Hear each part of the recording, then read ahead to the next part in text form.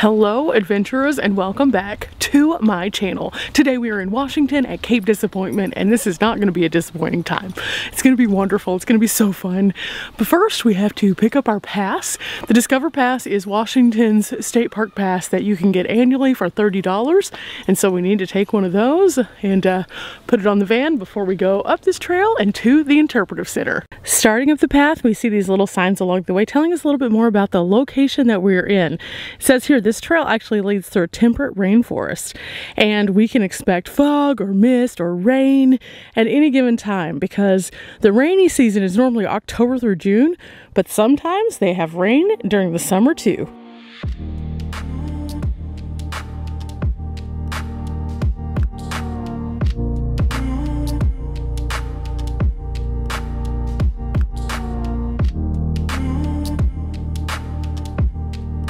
Here we see that Cape Disappointment actually rises from the shores into the world's largest ocean, and it follows and flows along the base of the Columbia River.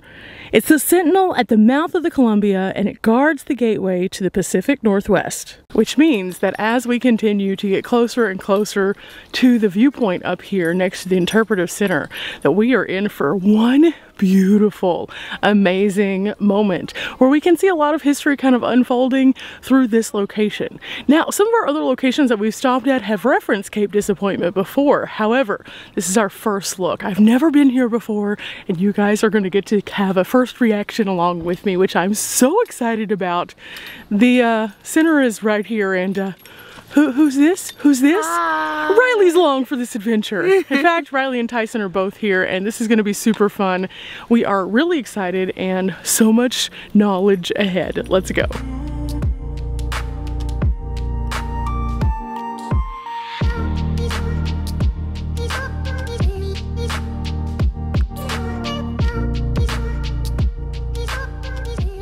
We arrived, and this is interesting. This is very interesting. We have to go explore. Okay, so we came up the hill. It was a wonderful walk up, but then, what is this? Oh my goodness, this place is awesome. We're gonna go into a little bit more detail as we kind of move around, but one of the things that I always tell you guys to do and that I myself live by is find the sign, read the sign, learn from the sign.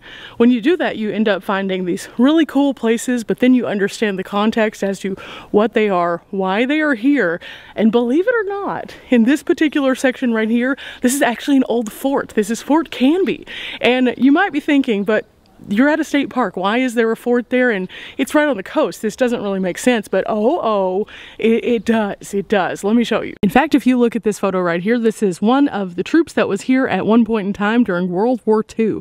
Fort Canby was actually used as a series of forts, and you can find those like right in this map area. There's Fort Ward, Casey, Ebby, Flagler, Woodin. Those are all in the Puget Sound area.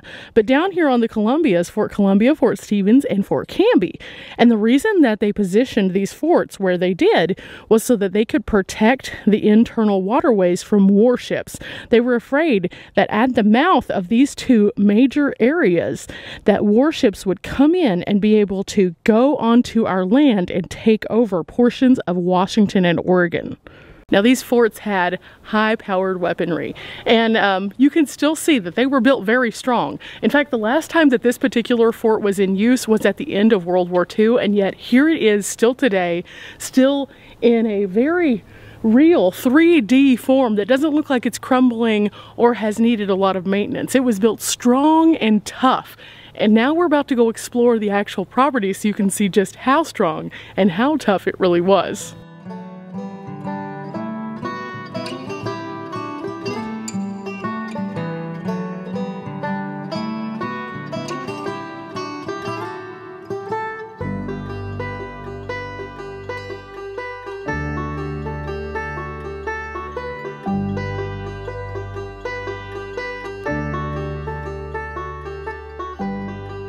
Now, once you really start exploring these halls, you can find some very interesting things. There's a few little gunner's nests in this area. In this area, though, oh wow. Now, as you can see here, we're going through some of these plans that they had that show us a little bit more about the structures themselves. And it says that Fort Canby operated as an active coastal defense fort between 1864 and 1947. Of course, along the way, I always encourage you guys to stop and look at the signs, but this one in particular is very fascinating because each of these letters corresponds with a place on the overall layout. This long tunnel goes out to each one of the areas that we would find the big guns. And so since we came in from that side, let's go this way to see what this looks like.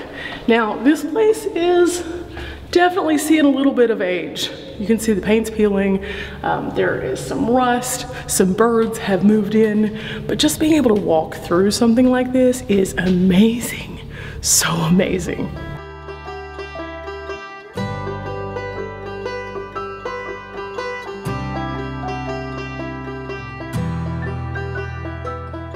Now this was considered part of the battery area, and the area we were looking at outside, this is what that looked like when it was fully in use. You can see that there was a large gun that was attached, and there was actually one of these on each side of the structure that we're in right now. A bit more information reveals not only the range for which each of these forts would strategically be looking, but also some of the ships that they were looking for. For example, right here, you can see that there are Royal British Navy, French Navy, Imperial German Navy, Imperial Japanese, Russian Navy, Royal Navy in the Kingdom of Italy, and then it goes on and on. It's kind of interesting because each one of these looks a bit different, and they were told to go and look for these and make sure that they could not enter the Columbia. These are some of the first iron guns, and they fired cannonballs. They were right here at Fort Canby.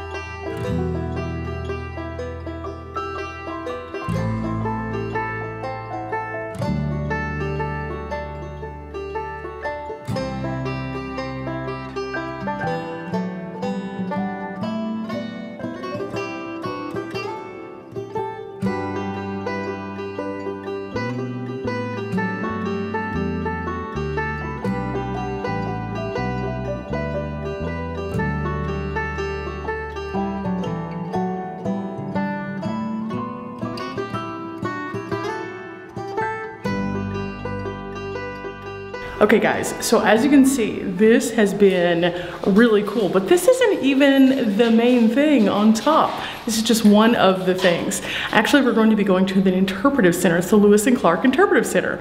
All of our places always tie back together. And you might recall, a couple years ago, whenever I was here last, I went to Fort Clatsop. So that's where Lewis and Clark actually finally stopped. And they stopped in the dead of winter and it was super cold. And so they made a little fort there until they could start their return trip east. And so this ties into that.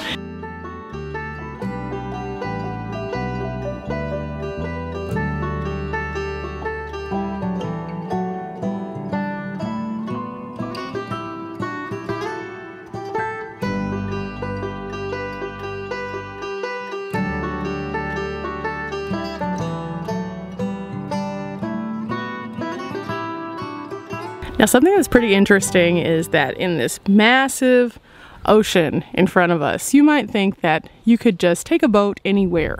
However, something that we learned at the Maritime Museum, and that is echoed here, is that there's actually a massive sandbar that brings in sand and deposits it. In fact, they pump out about 500,000 tons of sand per year, and it's coming from the Columbia River. It's floating down and it's depositing here at the banks, and it makes it pretty difficult for ships to move in and out if they don't do this clean out. Also, along this channel right here, you'll notice at low tide that as the water is coming into the Columbia, especially right here in this region, that this water right here is very low, and you can see the sand just popping out. I think this just goes to show that all the sites that we visit do in fact tie together, and you might not think it whenever you're there, but whenever you get to a place later on down the line, that's when you're going to notice that it kind of makes sense a little bit more because of some other place that you stopped along the way.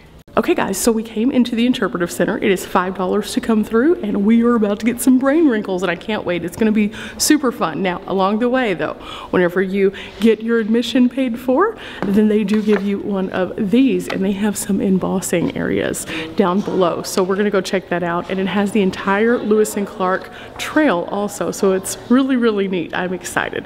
Now these two right here are Meriwether Lewis and William Clark. Now we have seen several different sites along Lewis and Clark's expedition, and then also kind of where they ended up in the long run. In fact, there is a grave site for Meriwether Lewis along the Natchez Trace that we stayed at a campground very near. Now these two right here commanded a group that were basically a group of special forces members, and they made their trip west, along the way having to learn a lot of hard lessons. But this is where this gallery is going to begin. Now Lewis and Clark had an expedition that lasted many, many miles, and so each of the different stops along the way is going to explain that a little bit more. Now because this is an interpretive center, I want you to have some ground for interpreting some of these things as well and learning on your own. So I'm going to touch on a few of the bullet points, but I want you guys to come out here if you can and see this in person. I think you'll definitely enjoy it if you like history. But along the way, we're going to kind of go through the timeline of the expedition as they make it from the Ohio River all the way over to the Columbia River. The timeline itself starts out at 0 miles, and you can see here the expedition's first winter was in Camp Du Bois at 1803, and this is whenever Meriwether Lewis selected the first site for the winter encampment. As you continue going on, we move into 1804, and you can see right here that they actually started their trip up the Missouri River in May, and that was in 1804. Now, something that was interesting about the Lewis and Clark expedition was that along the way they were documenting all the animals they hadn't seen before, and they were also documenting all the plants they hadn't seen before. A lot of people think it was just about going and taking over the land, but in fact there was a lot more to it, and they were documenting these things and making notes of these new species, and they had a lot of scientific exploration as well, which I think is kind of fascinating. And along the way they had a lot of assistance from the indigenous people as they did so. So as we're going past cases like this, we learn about when they first discovered prairie dogs and what they thought about them. Now, as you can see, this is not a small timeline. So again, I'm just touching on a few of the bullet points, but as we're going, you find where they actually met with Sacagawea for the first time, and also some of the interesting landscape pieces that they found along the way. Indigenous villages like these were discovered along the way, and they would try to communicate with the peoples. Meeting each of the chiefs from the different tribes, they learned so much about the West as they pushed forward. They also encountered weather they'd never encountered before. As they passed through the Midwest and into the West, they went over the Rocky Mountains, where the treacherous terrain was something that they hadn't fully expected. They ended up having to leave a lot of things behind and make do later on. So they adapted their abilities and their skills to be able to create canoe-like structures modeled after the indigenous people. In fact, the West would not have been pushed forth in the way that it was if it wouldn't have been for the indigenous people, and that is apparent through all of this timeline. Here you find one of the first accounts of a bighorn sheep, and there is a quote that says, "I had no sooner turned myself about that he pitched at me, opened his mouth at full speed, and ran 80 yards. By 1805, whenever they reached the Bitterroot Mountains, the men were hungry. They were tired. They were starting to grow a little bit uncomfortable in not so many good ways. And that's whenever this happened.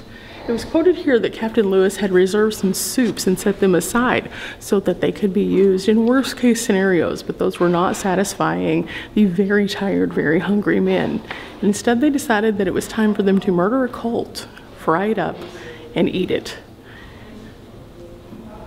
Yeah, times got bad out there. Times got really bad. By September of 1805, snow set in. And the snow was so thick, the day was so short, it was so dark. And in some areas, there were over 10 inches of snow that were falling. At this point, they were very defeated and thinking about all of the things that could have gone differently, I'm sure. However, they came out of the mountains, and at mile 3,475, they ended up meeting the Nez Perce Indians.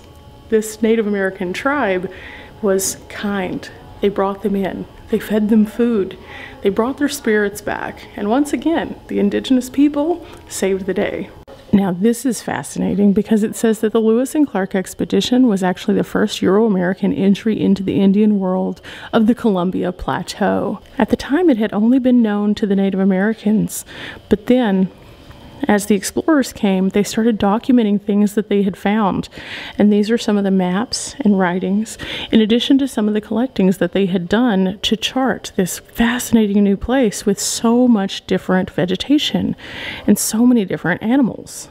There is a small theater here with a showing that goes on every 4 or 5 minutes, so you can definitely come and sit down, but I think we want to focus on this back here while we're waiting on the video. It is here that you see a letter from Meriwether Lewis to his mother. His mother was in Virginia, and he writes to her, "I request that you will give yourself no uneasiness with respite to my fate, for I assure you that I feel myself perfectly as safe as I should."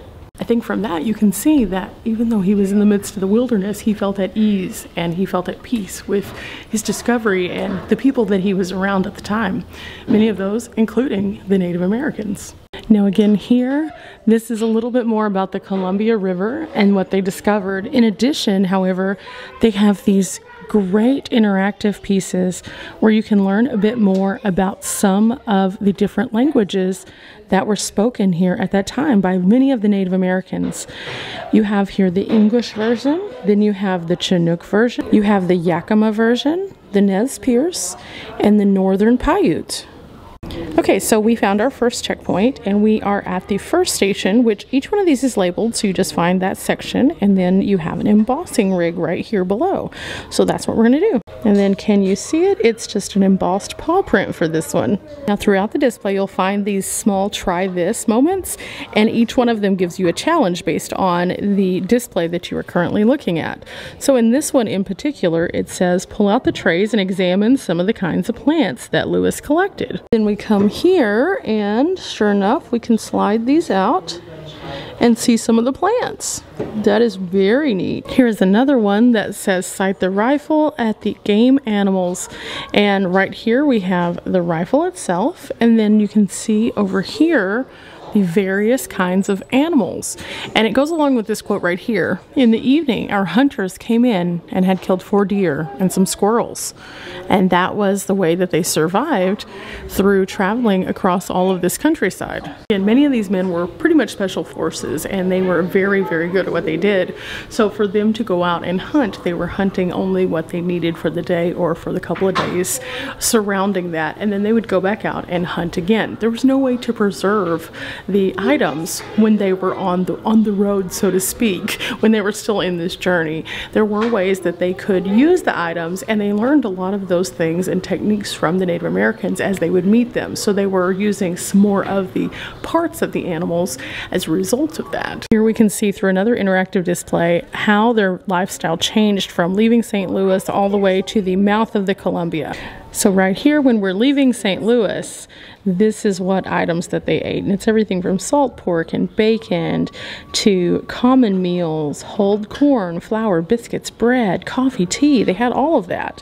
But whenever they came over to this area in the bitter roots where they were really struggling, notice there were a lot fewer things on their menu. They had the portable soups, bear oil, the occasional deer, elk, or horse. They had corn, berries, melted snow was one of their things that they found to be pleasant to eat at that time. And then of course by the time that they made it to the mouth of the Columbia, some of these things changed because they had more access to fresh blubber and whale oil. They also found that salmon were rich in this area, so their diet shifted greatly from the end of their journey from the beginning of their journey. Here you see one of the hollowed out canoes that was built based on the Native American design that they had learned about. And there's also an interactive display here of how you can load one of these dugouts. And they encourage you to load as many of these blocks as you can into this dugout assembly right here.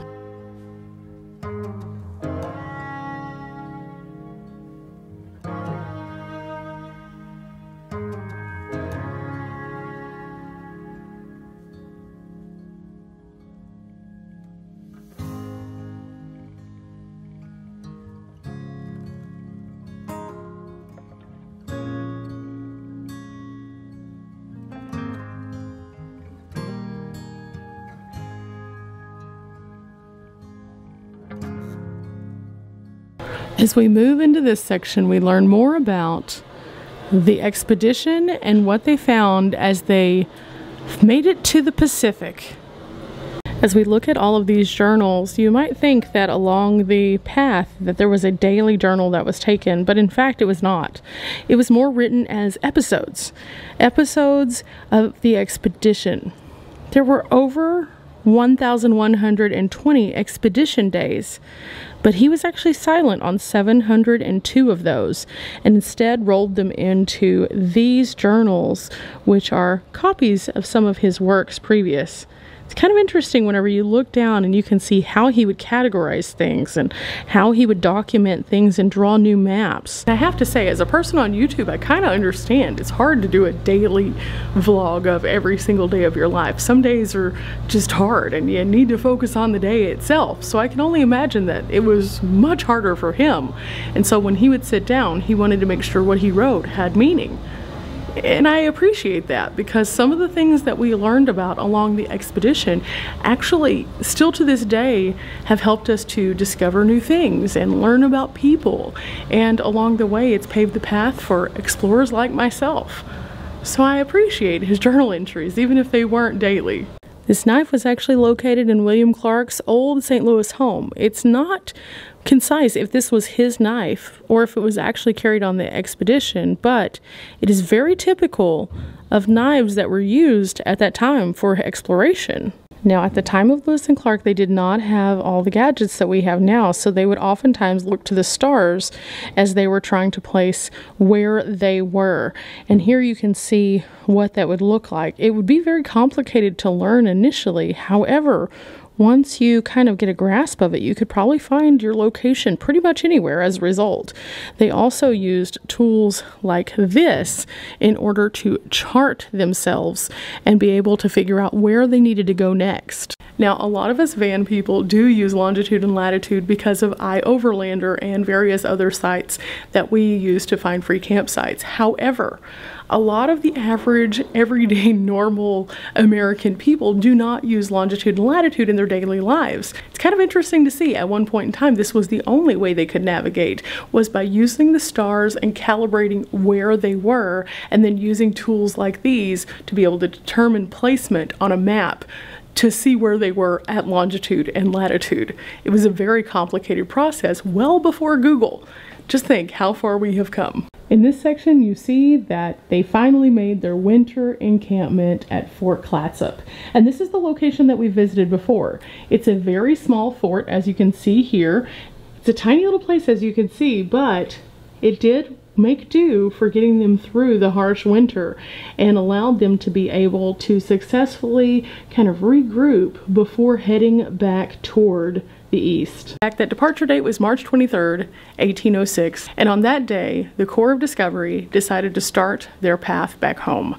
They were thinking that because they had prepared themselves with the trip to, that they might be a little bit more well-versed on their way back, and it actually did work out that way. It wasn't near as much of a struggle to get back to the East as it was to get to the West initially. Just because it wasn't as much of a struggle did not mean it did not come without obstacles, however, and this gallery tells you a little bit more about it. I'm going to leave this gallery for you guys so you can come and explore a little bit more, but there are some interactive elements here. There are some great storyboards. I think you're really going to like this one, and it really does sum up the story of Lewis and Clark and their return trip, which we don't often hear about. I will say though that this section at the end is fascinating, so we're going to touch on a couple little pieces.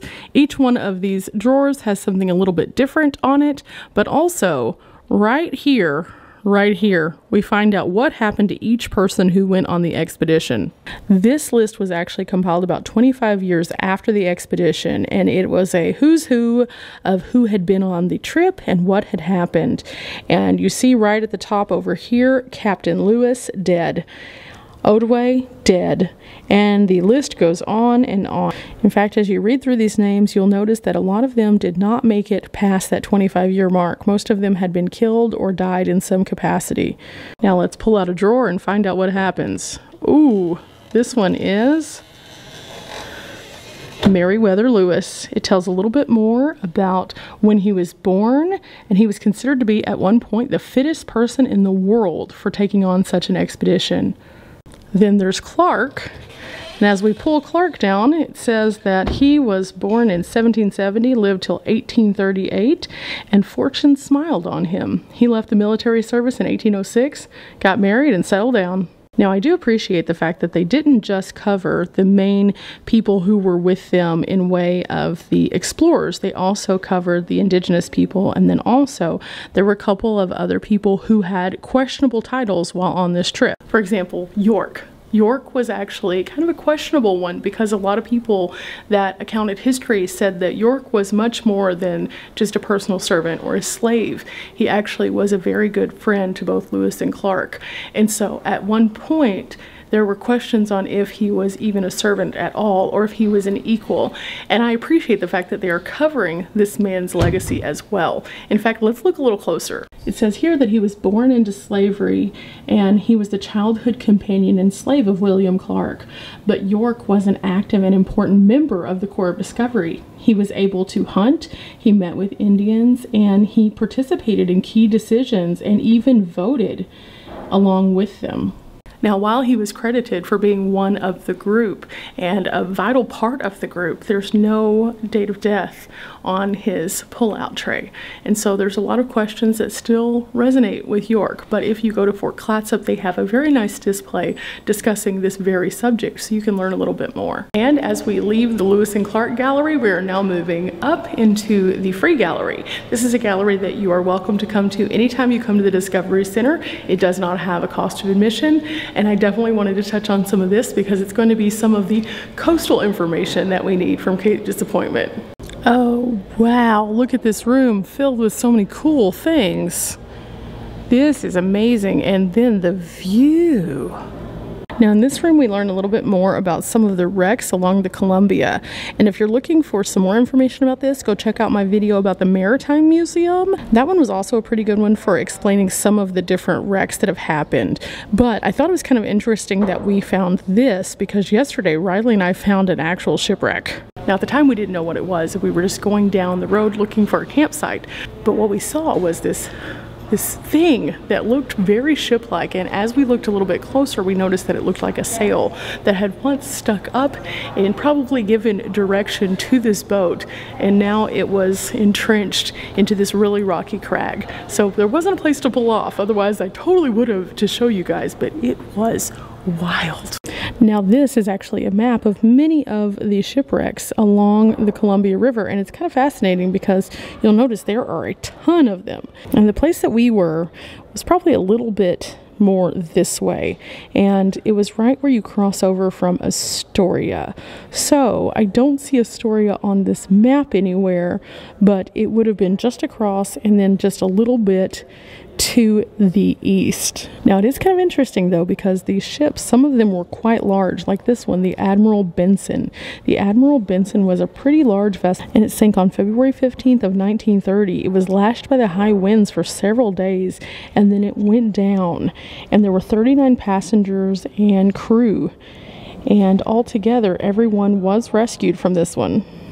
We've often heard in the pirate tales, dead men tell no tales, but here is actually a quote that goes along with a wreck that happened on January 12th, 1936, when a steamship, the Iowa, was headed west over the Columbia Bar and sent out a very weak SOS signal.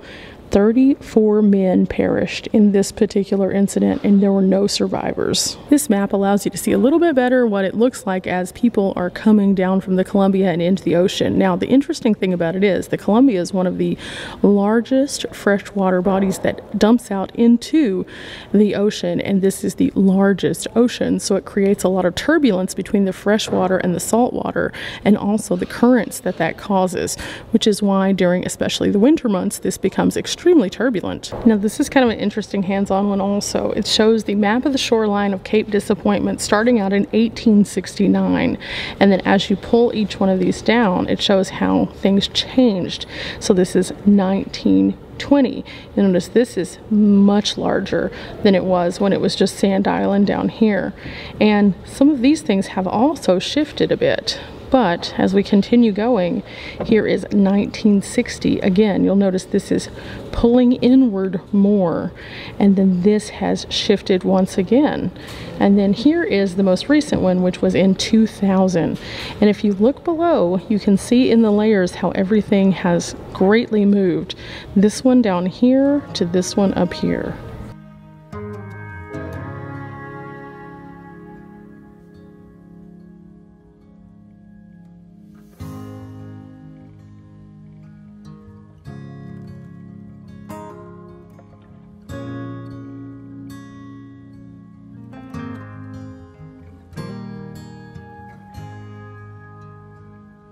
Now I am standing next to a piece of a lighthouse light, and it shows you just how thick this really is and how many ways that the light is like changed when it comes out. So you will see it for miles and miles. Now there are two lighthouses on Cape Disappointment, and it's because they need to be able to kind of let people know from two different areas where things are.